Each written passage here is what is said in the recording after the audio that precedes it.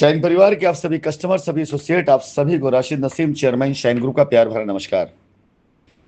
साथियों, वैसे तो अब ये 2 कौड़ी का उठाई गिरा दलाल कुत्ता जो अपने नाम के आगे वकील लिखा करता था, वकीलों के सम्मानित बिजनेस को खराब करता था, अब इसकी औकात तो कुछ रह नहीं गई है।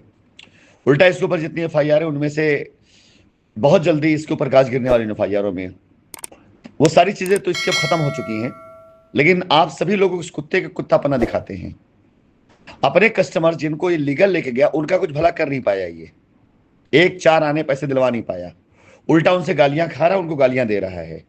इसके कस्टमर अब इसके खिलाफ आकर खुद एफआईआर करा रहे हैं। इसके सारे कस्टमर जिन्होंने इसको पैसे दिए, जो इसकी रिकॉर्डिंग रख के बैठे हुए हैं, अब उनको ही गालियां देता है। और जिन लोगों की लाइबिलिटियां उतर रही हैं, जिनका सब कुछ निपट चुका है, जिनकी लाइबिलिटी खत्म हो रही है, ये 2 कौड़ी का उठाई गिरा कुत्ता उन लोगों के बारे में भविष्यवाणी कर ऐसा कि वैसा करेंगे, जबकि इसकी इतनी ना तो औकात है, ना इसकी इतनी कोई पहचान है, ना इसकी कोई इतनी सुनता है। ये अपने दरबे में बैठा रहता है, वहीं से बैठ के जो करना है करता है। अभी कुछ दिन पहले ये इस बुरी तरह से पीटा गया है कुछ लोगों के हाथ कि इसकी रिकॉर्डिंग तक हमारे पास में आई, और मैंने भी डाला नहीं क्योंकि ये मेरे स्तर से नीचे की चीज थी। लेकिन जल्दी ही मैं आप लोगों को एक अंश भेजूंगा जिसमें ये पीटा जा रहा है। इसके बाद भी ये कुत्ता समझ इसको नहीं आता है, क्योंकि इसको बाकायदा कायदे से जब तक कुछ लोग मिल करके इसको इसकी औकात नहीं बता देंगे, तब तक इसको समझ नहीं आएगी कि इसकी औकात अब खत्म हो चुकी है। फिलहाल इसके खिलाफ होने वाले कंप्लेन एफआईआर की संख्याएं डे बाई डे बढ़ती जा रही हैं, और बहुत जल्दी, बहुत ही जल्दी ये मुख्य अभियुक्त बनकर के शाइन सिटी के मामले में सामने आएगा कि शाइन सिटी ऊपर एफआईआर कराने से लेकर के कस्टमर को लूटने तक, एसोसिएट को ब्लैकमेल करने तक, शाइन सिटी कस्टमर भड़काने तक, शाइन सिटी की जमीनों को फर्जी तरह बेचने तक, हर मामले में इस 2 कौड़ी उठाई गिरे का रोल रहा है। बहुत जल्दी ये मुख्य अभियुक्त के तौर पे शाइन सिटी में आएगा, ये आप आज नोट कर लीजिए। शाइन सिटी के ऊपर जितने भी अब तक चार्जेस लगाए गए, जितने भी अब तक लोगों ने तकलीफ उठाई है, अगर उसकी सजा इस 2 कौड़ी उठाई गिरे कुत्ते को ना मिले तो आप मेरा नाम बदल दीजिएगा। ये मैं आपसे वादा करता हूं कि ये उठाई गिरा अपनी जो प्लानिंग से की थी ना 2019 में, लोगों को लगा करके एफआईआर कराना, झूठ बोल करके कि आप एफआईआर कराओ तो आपको पैसा मिलेगा, 2 महीने मिलेगा, 3 महीने मिलेगा, फिर झूठ बोल करके लोगों के नाम डलवाना, जिनका नाम डलवाना उनके साथ ब्लैकमेल करना, क्योंकि अब एफआईआर वाले पास कोई रास्ता बचा ही नहीं है।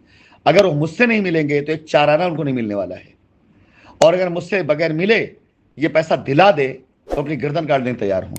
इस 2 कौड़ी उठाई गिरे कुत्ते की इतनी औकात नहीं है, और ये कुत्ता अब फालतू की अफवाहें उड़ा करके आप सभी लोगों को ध्यान आकर्षित इसलिए कर रहा है कि इसके घर पहुंच करके इसके घर के बाहर इसको घेर कर मारा जाए।